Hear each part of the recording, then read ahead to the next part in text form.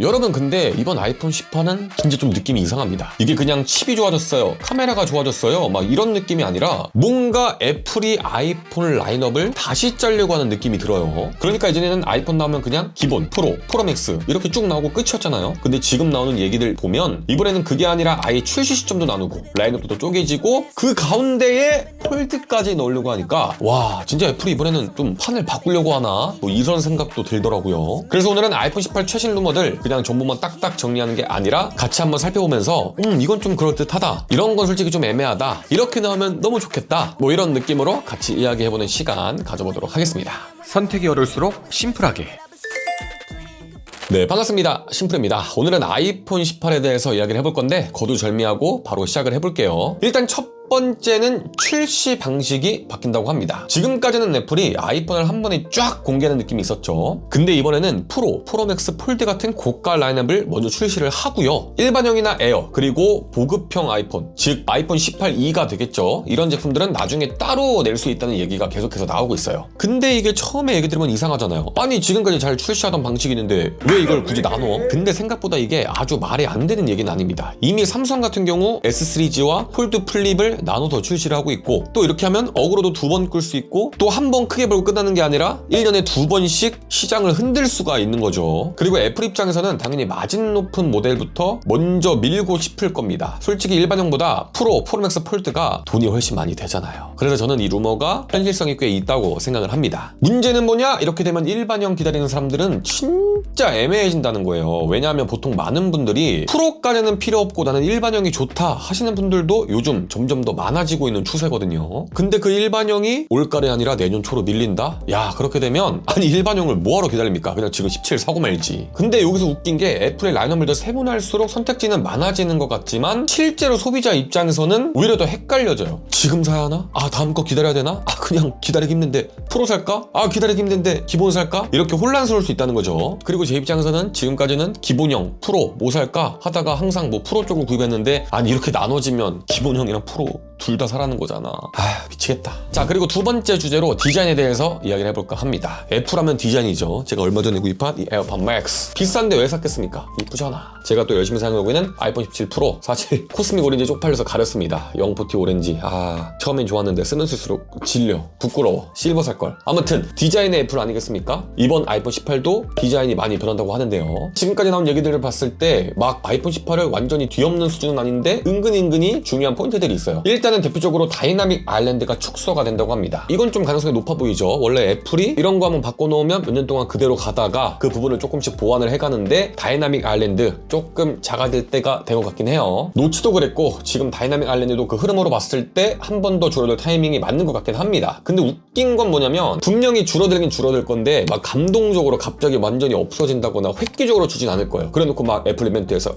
저희는 다이나믹 아일랜드를 요만했는데 요만하게 줄였습니다. 정말로 혁신입니다. 그럼 팀쿡 나와서 와우 뭐 이러면서 애플 이벤트 할 것 같은데 얼마나 작아지겠습니까? 아예 없애든지 말든지 해야지. 그리고 후면 디자인 쪽도 꽤 재밌는 얘기가 있는데 지금 보시면 이 아이폰 17 색상이 어떻습니까? 여기는 오렌지, 여기는 약간 김치전 반죽 색깔 투톤이죠. 이 부분이 없어질 것 같습니다. 이번에 드디어 없어집니다. 이거 처음에는 좀 그래도 신제품 같아서 멋있는 줄 알았는데 쓰면 쓸수록 비호감입니다. 여러분, 투톤인 거. 지금 아이폰 프로 보면 후면 쪽에 소재가 섞이면서 은근히 경기가 보이잖아요. 근데 그걸 좀 더 자연스럽게 일체형처럼 보이게 만든다, 이런 쪽으로 얘기가 계속해서 나오더라고요. 근데 뭐 이거는 엄청난 변화는 아니겠지만 디자인을 중요시하는 한국 소비자 입장에서는 또 중요한 포인트가 될 수도 있다. 애플이 진짜 막 이런 데 집착 많이 하잖아요. 그래서 지금 유력한 루머는 전체가 풀 알루미늄으로 바뀌면서 약간 옛날의 구형 아이폰처럼 조금 더 매끈매끈한 아이폰이 되지 않을까 싶고요. 개인적으로 투톤 디자인이 없어지는 거에 대해서 대단히 찬성하는 입장이기 때문에 이거는 뭐 신빙성이 있다 없다를 떠나서 무조건 이렇게 돼야 합니다. 투톤 디자인은 진짜 많이 별로인 것 같아.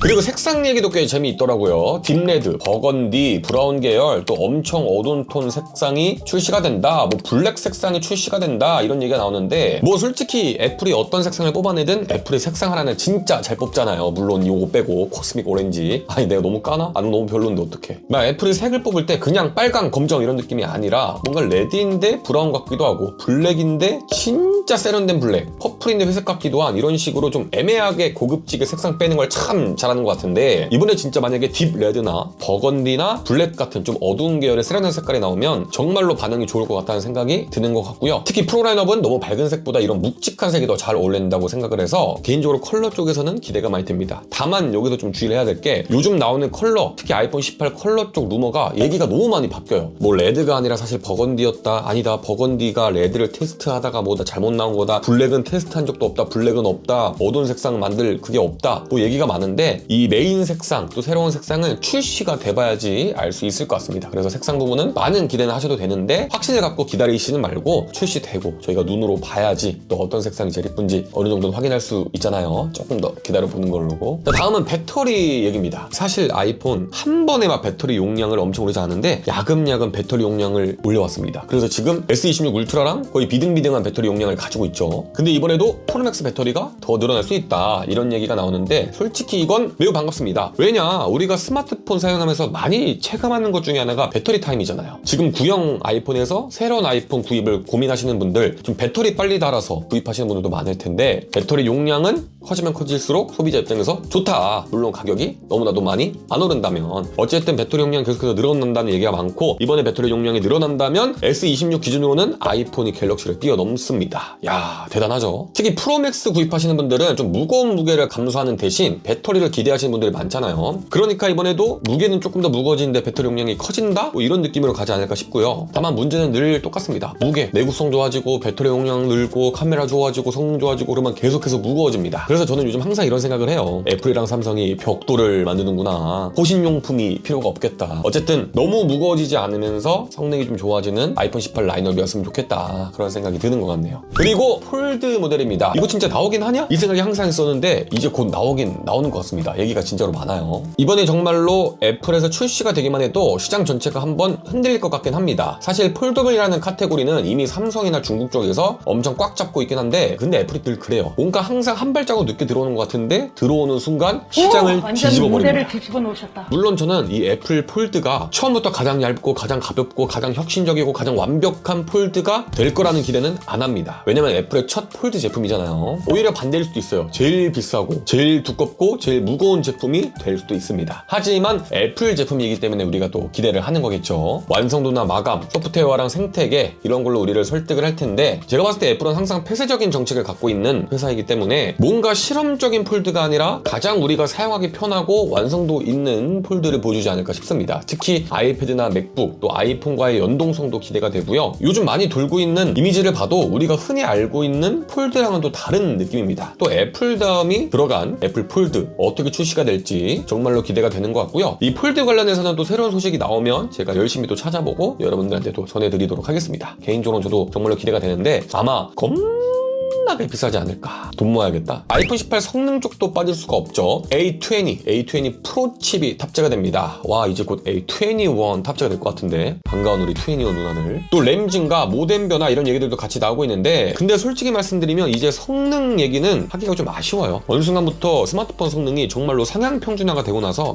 우리 아이폰은 성능이 15% 증가했고 30% 빨라졌습니다. 체감이 됩니까? 그냥 아이폰 빠르고 좋습니다. 갤럭시도 빠르고 좋고 샤오미도 빠르고 좋을 겁니다. 비싼 거 사면. 그래서 뭐 칩이 몇 % 좋아졌습니다. 성능이 어떻습니까? 다루긴 해야겠지만 별로 얘기하고 싶진 않고요. 성능은 당연히 더 좋아질 겁니다. 다만 성능을 강제적으로 계속해서 올리는 것보다는 조금 더 완성도가 높아지고 가격이 오르지 않는 선에서 좀 합리적으로 소비자들이 구입할 수 있는 스마트폰이 출시가 되는 게 좀 소비자 입장에서 더 반가운 소식이 될 수 있지 않을까. 성능만 계속 높아지면 뭐합니까? 전 핸드폰으로 게임도 안 해요. 다음은 카메라도 좀 볼게요. 전면 카메라 업그레이드 된다고 합니다. 프로 라인업 같은 경우 가변 조리개에 탑재될 가능성이 있다고 하고 에어 라인업 카메라 개선이 있을 거라고 합니다. 그 다음에 또 애플 폴드는 카메라가 어떻게 배치가 될 거냐 뭐 얘기가 정말로 많은데 근데 개인적으로 카메라 루머는 늘 그렇듯이 너무 초반 루머는 믿지 않는 게 좋을 것 같습니다. 왜냐하면 애플은 카메라 쪽이 끝까지 바뀌는 경우도 많고 또 실제로 들어가다 하더라도 우리가 상상했던 방향과 좀 다를 때가 좀 많았거든요. 그리고 예를 들어서 뭐 기술 하나가 새로 투입이 된다 그래서 바로 아이폰 카메라가 막 DSLR급이 되는 건 아니잖아요. 항상 스마트폰 카메라는 약간 과장이 되어 있다고 생각을 합니다. 사실 이 영상을 찍고 있는 카메라도 스마트폰이긴 변화인데 물론 좋습니다. 근데 매년 막 혁신적으로 엄청난 변화가 없는 것 같아요. 성능이랑 똑같이 좀 한계가 있는 것 같긴 합니다. 오히려 저는 애플 카메라에서 진짜 기대가 되고 무서운 건 와 스펙이 미쳤다가 아니라 결과물을 정말로 자연스럽게 풀어낸다는 점, 이게 강점이라고 생각을 해요. 그러니까 우리는 아이폰을 기다릴 때 이 숫자보다는 출시가 됐을 때 결과물에 초점을 맞추고 기다릴 필요가 있다. 개인적으로는 이렇게 생각을 합니다. 뭐 스펙이 좋아졌다 막 숫자만 보기에는 우리가 솔직히 압니까? 사용하기 전까지 별로 중요한 것 같지 않아요. 어쨌든 다양하게 얘기를 해봤는데 그러면 결론적으로 아이폰 18 기다릴만 하냐? 마지막으로 정리를 해볼게요. 제 생각으로 현재 기준이 이겁니다. 만약 나는 프로 라인업에 관심이 있고 새로운 변화를 기다리는 타입이고 특히 폴드 같은 새로운 아이폰에 꽂힌다? 그럼 기다려볼만 합니다. 이번에 또 변화가 아예 없진 않고 또 디자인적으로도 변하고 새로운 라인업으로 출시가 되기 때문에 어느 정도 변화를 느낄 수 있는 라인업이라고는 생각을 합니다. 특히 이번 18은 그냥 숫자가 하나 올라가는 느낌보다는 라인업 재편의 시작점이 될 가능성이 있기 때문에 재미가 있을 것 같아요. 근데 반대로 나는 지금 아이폰을 바꿀 타이밍이고 지금 폰이 조금 사용하기 힘들어서 기본형이나 뭐 17E 같은 제품을 생각 중이다? 그러면 지금 당장 구입하십시오. 아이폰 18은 내년에 우리가 구입해야 될지도 모를 것 같습니다. 그렇기 때문에 지금 당장 스마트폰을 바꿔야 한다 하시는 분들은 아이폰 18까지 기다릴 필요는 없을 것 같아요. 그리고 라인업이 재편성이 되기 때문에 어떤 느낌으로 출시가 되고 또 저희가 느꼈을 때 어떤 느낌일지는 전혀 모르겠거든요. 그렇기 때문에 지금 스마트폰이 필요하신 분들은 존버보다는 구입이 답이다, 이렇게 말씀을 드리고 싶습니다. 그리고 아직 아이폰 18을 우리가 구입하고 받기까지 최소한 5개월 이상의 시간이 남았기 때문에 지금 당장 존버를 해야겠다, 무조건 기다려라 라고 말씀드리는 건 좀 아닌 것 같고요. 과연 아이폰 18이 어떻게 출시가 될지 기대를 하면서 그냥 건강하게 기다리는 게 가장 좋지 않을까 싶습니다. 지금 핸드폰 바꾸셔야 되는 분들은 지금 바꾸시는 게 맞는 것 같고요. 저는 개인적으로 이번 아이폰 18이 재밌는 이유가 단순히 스펙 때문이 아닌 것 같아요. 애플이 이제 아이폰도 더 이상 한 모델을 모두에게 파는 시대에서 벗어나서 점점 더 세분화라는 느낌이 들거든요. 그런데 저는 이게 시대에 발맞춰가는 애플의 모습이라고 생각합니다. 누구는 일반형이면 충분하고, 누구는 프로가 필요하고, 누구는 큰 화면이 좋고, 누구는 휴대성이 중요하고, 또 누구는 폴드 같은 새로운 폼팩터를 원하고, 애플이 본격적으로 시장에서 아이폰을 세분화하기 시작하면 정말 더 재밌는 시장이 되지 않을까, 그런 생각이 드는 것 같고요. 다만 소비자들은 더 어렵겠죠. 물론 애플이 제일 잘하는 거 아닙니까? 소비자들 고민하게 하는 거.